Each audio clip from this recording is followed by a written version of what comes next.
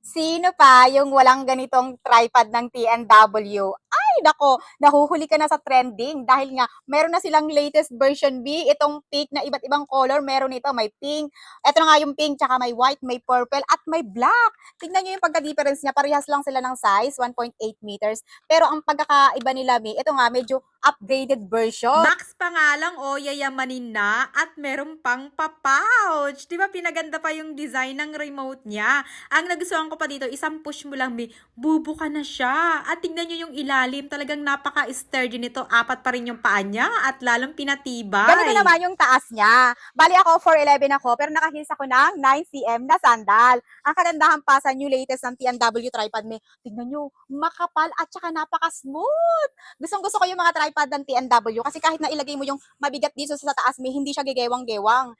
Tapos ito, pwede rin kayong mag-shoot ng vertical kasi naiikot mo yan. Yan.